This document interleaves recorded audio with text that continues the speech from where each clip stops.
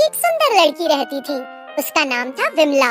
विमला की माँ की मृत्यु जब विमला मात्र 8 साल की थी तभी हो गई थी। उसके पिता ने दूसरी औरत से शादी कर ली थी। उसकी सौतेली माँ उस पर अत्याचार करती। विमला सिर्फ घर के सारे काम ही नहीं बल्कि जंगल से लकड़ियाँ भी इकट्ठा करके लाती थी। जंगल के रास्ते में एक बड़ा सा चींटी का पहाड़ था। विमला ने कई बार उसमें हाथ डालकर सांप की डस लेने से मर जाने की सोची, लेकिन उसका एक छोटा भाई भी था जो उसके लिए सब कुछ था।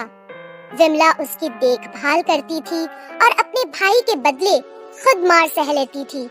विमला जानती थी कि उसके मरते ही उसकी माँ उसके भाई को जमींदार के यहाँ नौकर बना देगी। अपने भाई का ख्याल रखने के लिए वो जिंदा थी। एक दिन अचानक विमला के पिता की मृत्यु हो गई। विमला ने सोचा अब उसका जीवन पहले से भी ज्यादा मुश्किल हो जाएगा, और जैसा कि उसने सोचा था उसकी माँ ने उसके भाई को जमींदार के यहाँ नौकर लगवा दिया। वो अभी 10 साल का भी नहीं है, वो क्या काम करेगा, उसको पढ़ने दो। 10 साल का है और भूख 25 साल के आदमी की तरह लगती है। तुम्हारा बाप अब जिंदा नहीं तुम लोगों को ऐसे अब बिठा के खिलाने के लिए। मैं उसके खाने का इंतजाम खुद कर लूंगी। अगर मैं जंगल से कुछ और लकड़ियाँ इकट्ठा कर लेती हूँ तो मुझे कुछ पैसे मिल जाएंगे।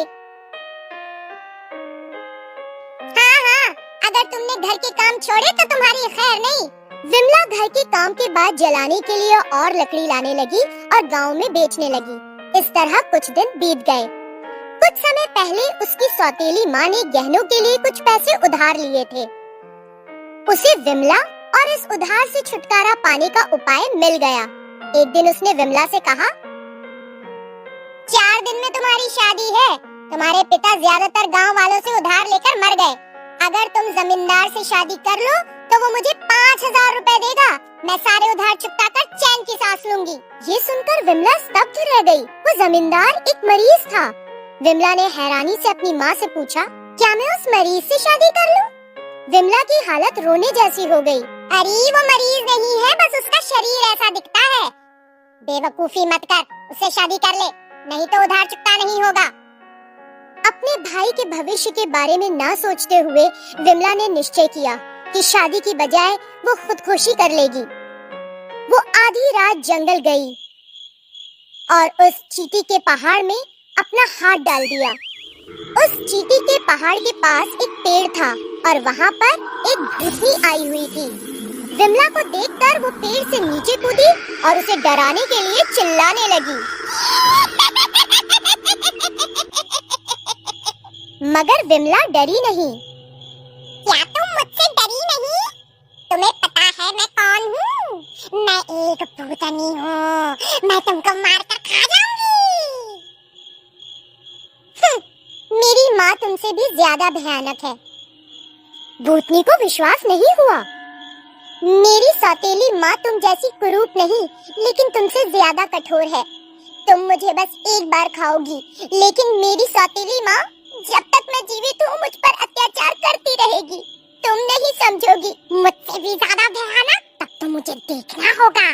उसे देखकर तुम क्या कर लोगी?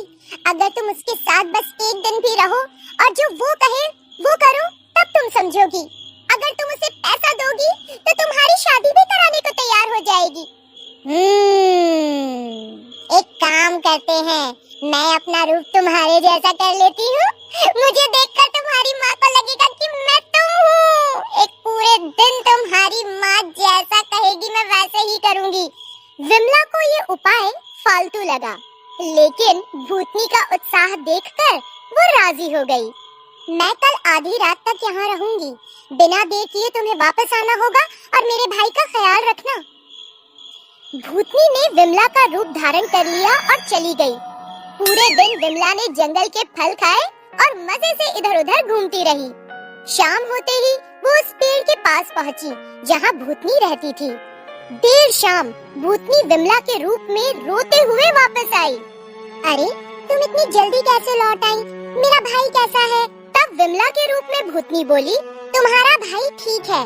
मैं उस भूतनी के साथ 1 मिनट और काम नहीं कर सकती थी। उसने बेहद कठोरता से पूरे दिन मुझ पर अत्याचार किया। उसने पूरे दिन मेरी पीठ पर डंडे बरसाते हुए मुझसे घर के काम कराए, मुझसे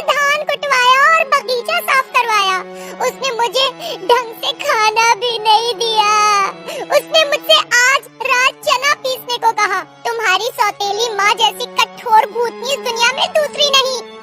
इसी बीच विमला की सौतेली माँ वहाँ एक लंबा डंडा लेकर आ गई। अरे मुझे पता था कि तू काम से बचकर यहाँ आ जाएगी, कामचोर लड़की। चल घर। अपनी सौतेली माँ को देखकर विमला पेड़ के पीछे छिप गई।